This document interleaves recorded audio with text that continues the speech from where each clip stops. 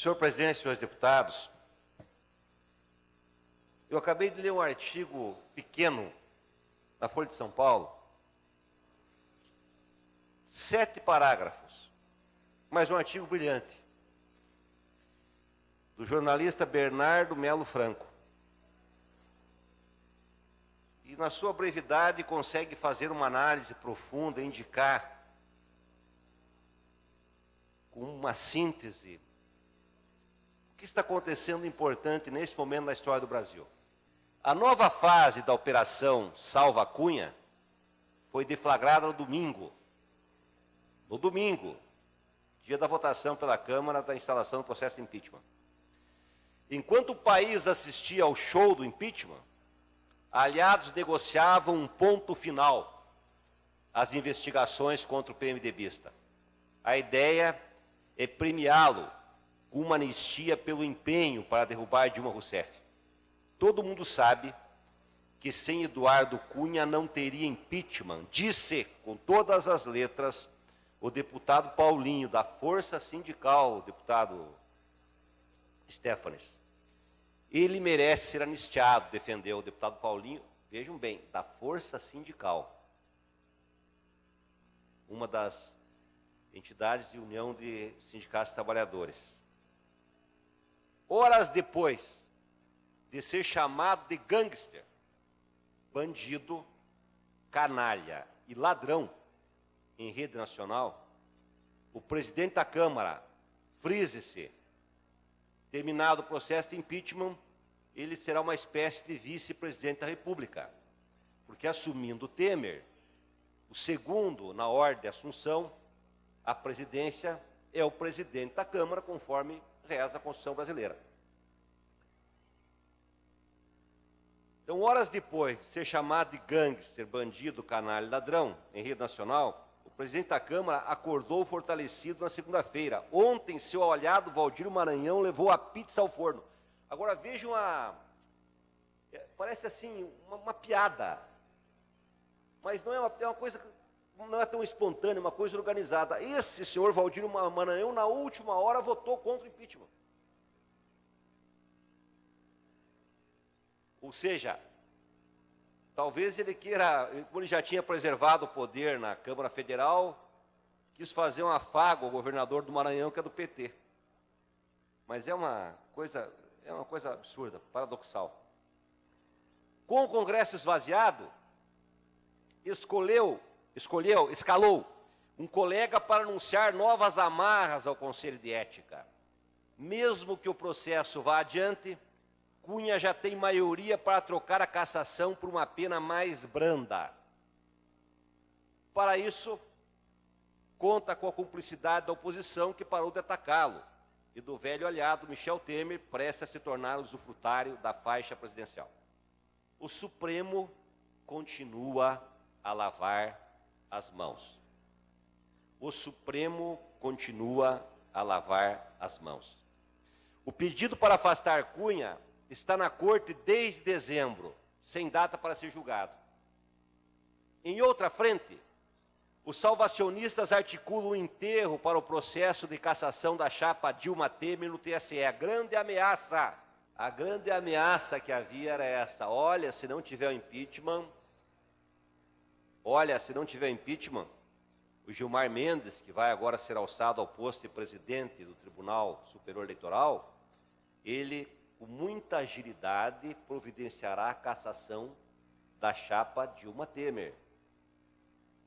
E teremos eleições gerais, se for esse ano. Ou talvez, como o PSTB não quer eleição geral, atrasasse, mas teriam que aguentar o PT mais alguns meses para que, tombado Dilma e Temer, assumiria o presidente da Câmara, que o ano que vem daí poderia ser outro, se não se reelegesse o Eduardo Cunha.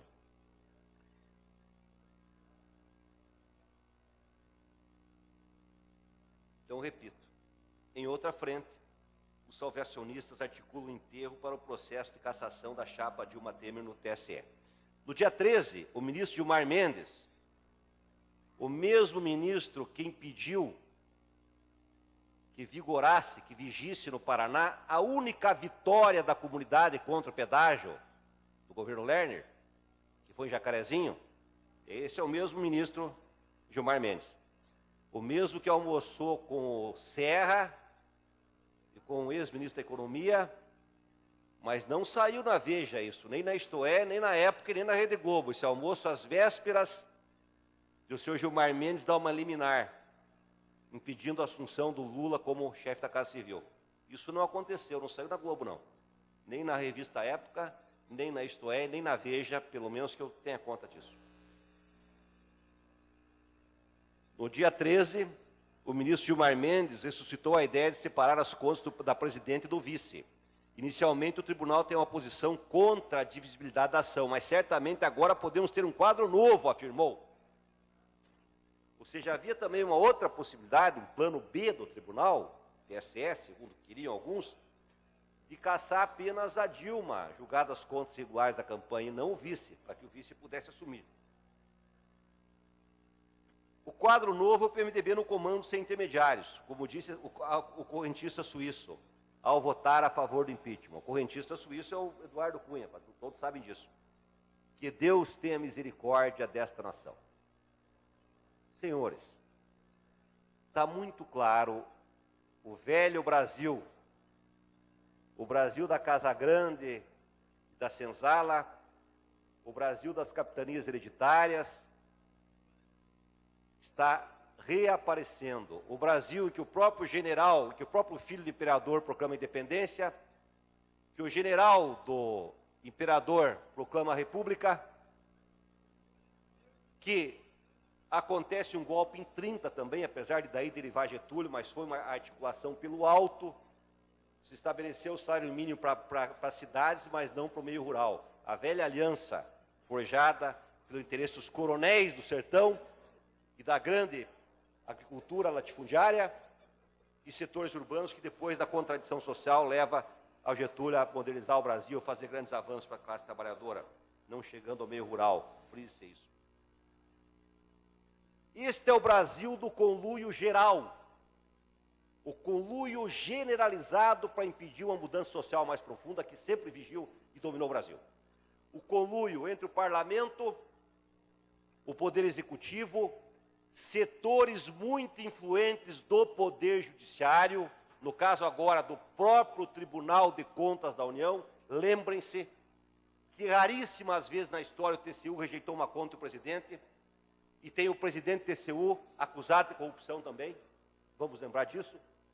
O grande conluio e a velha mídia, principalmente aquela que, por apoiar a ditadura militar com todas as letras, se transformou numa das mídias e redes de comunicação mais poderosas do mundo, mais desenvolvidas tecnologicamente, inclusive, e que influencia, junto com os grandes jornais conservadores das elites, os radialistas que ficam lá nas nossas comunidades, fortalecendo o senso comum para conseguir, às vezes, votos, porque, afinal de contas, não é o radialista que manda na rádio. Geralmente, quem manda na rádio são setores empresariais que dependem do dinheiro do poder executivo, do grande empresariado local, nacional, para poder sobreviver. Esse é o sistema político brasileiro. E devemos lembrar também que os únicos momentos em que o Brasil conseguiu avançar foi graças ao poder executivo. Isso é muito importante.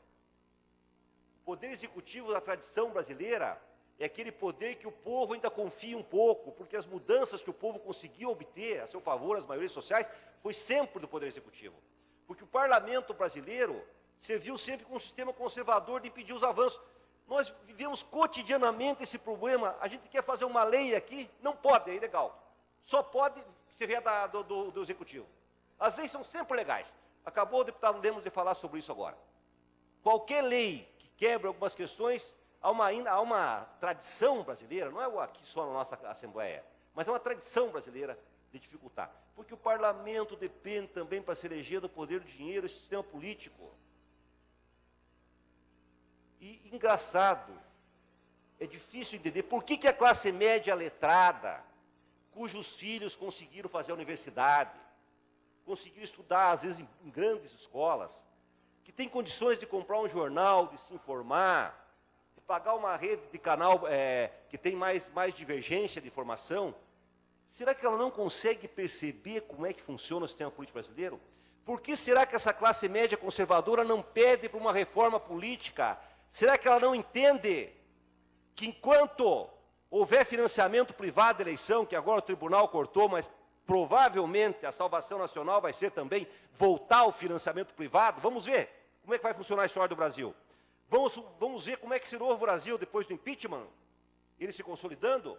O que vai acontecer? Será que não vai voltar ao financiamento privado? Porque acabar com o financiamento privado e não estabelecer financiamento público, também continua beneficiando as pessoas ricas. Os candidatos pobres não vão se eleger, com raras exceções. Eles têm que ter amigos, pessoas físicas que dêem dinheiro para eles. Agora, a ideia de financiamento público para fazer mediação da desigualdade abismal nesse país, para que uma pessoa vinda do povo possa se eleger, isso ninguém fala. Ninguém fala, pelo contrário, combatem de todas as formas possíveis e imagináveis o financiamento público e o voto em lista partidária, que podia acabar, inclusive, com a reeleição de parlamentar, porque política é uma questão coletiva. As pessoas se unem na política por identidades comuns, por terem um mesmo posicionamento. Então o eleitor vota no partido que ele escolhe, e o partido faz um revezamento permanente de candidatos. Isso sim é uma reforma política. Deputado. Que vai deixar de acontecer a profissionalização da política, e as pessoas mais pobres podem se eleger com rodízio permanente e fazer transformação social. Esse é o Brasil se manifestando. Mas, como eu disse, antes do impeachment, é preciso um bode expiatório. Cordeiro de Deus, que tirais os pecados do mundo, dai-nos a paz. O primeiro bode expiatório, que a psicanálise explica muito bem, e a análise do autoritarismo das massas, do fascismo, do próprio stalinismo na União Soviética, explica muito bem, é preciso dar àquelas massas enfurecidas o Cordeiro de Deus, que tira os pecados do mundo. O bode expiatório. Mas no Brasil não foi entregue o bode expiatório ainda. As elites não estão satisfeitas com o impeachment. Elas querem destruir a liderança operária, que está em primeiro lugar nas pesquisas, depois de tudo o que lhe aconteceu, que chama-se Luiz Inácio Lula da Silva. Então, esse processo de matar, de oferecer o bode expiatório, sacrificá-lo aos deuses, ele não está terminado. Ele está terminado o dia que for oferecido a cabeça de Lula na bandeja, que é o que provavelmente tende a acontecer, se depender da vontade daqueles que mandam e sempre mandaram no Brasil. Sempre. Então, as coisas vão ficando mais claras para quem tiver ouvidos para escutar, olhos para olhar e os sentidos bem aguçados. As coisas ficam cada vez mais claras. É uma aula de política, é uma possibilidade enorme de emergência de uma nova visão de mundo por parte de setores do povo brasileiro. E, claro, como disse o deputado Lemos, o deputado Tadeu, nós esperamos o juiz Sérgio Moro, para concluir, deputado, que é paranaense, que toda essa casa, inclusive, foi feito um projeto de lei para ser o título de cidadão honorário paranaense. Esperamos que ele não seja seletivo, como foi quando cometeu um ato ilegal, inconstitucional, ao colocar para a televisão, nas vésperas do Supremo Tribunal pegar a ação, o grampo do Lula depois da hora que ele mesmo marcou para terminar o sistema de grampo. Então esperamos que o Poder Judiciário realmente se emancipe do antigo e velho conluio com aqueles que mandam no país. Obrigado, senhor presidente e senhores deputados.